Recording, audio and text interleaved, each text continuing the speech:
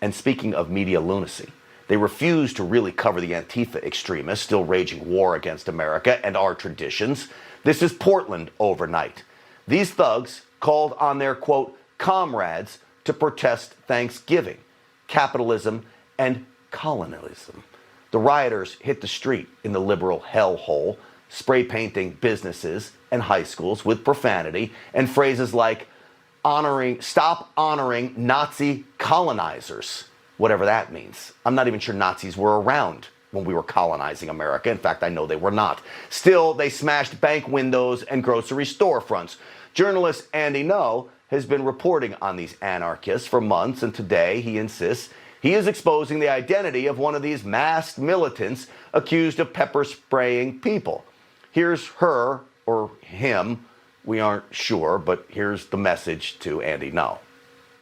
I'm not welcomed in Portland, Oregon. Well, welcome to my apartment, and it's in Portland. So, fight me if you want to bring a fight over this, okay?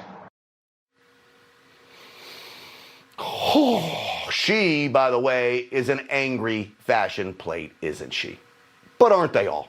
Joining us now to discuss her comments and the rioting in Portland is the editor-at-large for the Post-Millennial and author of the book Unmasked: Inside Antifa's Radical Plan to Destroy Democracy, man on the ground in Portland, Andy Ngo. Andy, great to have you back on the show. Thank you.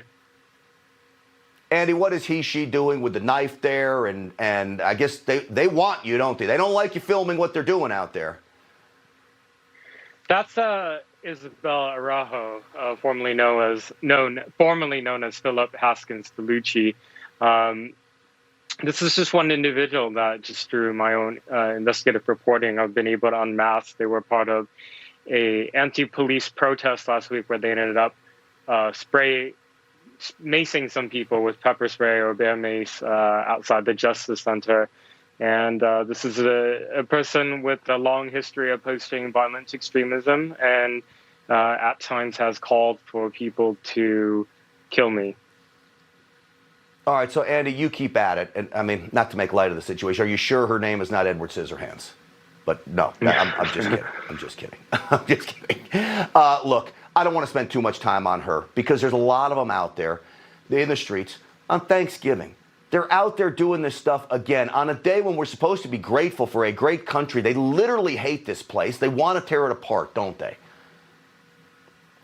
They do. So a lot of the attention that was on Portland previously has faded, but the riots have actually continued and increased in some ways. And the targets now, since the election day, has explicitly been business owners, as well as there was an example this week of them targeting a public high school as well.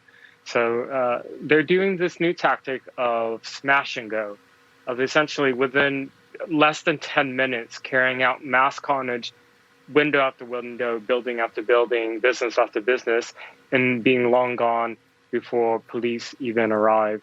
They've done Andy, 3 attacks this week. Well, I was just going to say in about 30 seconds because we're running out of time. Is there any sign that these business owners are just going to close up shop and leave Portland? There are signs of that. These are businesses that barely made it through the initial lockdown earlier this year, and now we're on another lockdown. Particularly, I'm referring to restaurants. They're not allowed indoor dining anymore. So these are businesses already on their knees, and that's why Antifa attacks them. They want the economic devastation to be something that people cannot recover from. That's so sad. Andy, no, I appreciate what you're doing out there, and God bless you. Take these threats seriously. Watch your back always, my man, and just be careful. But keep doing what you're doing because you're the only one. There's a few of you, but not many, getting the message out, and we sure appreciate it, Andy. Thank you. Thank you.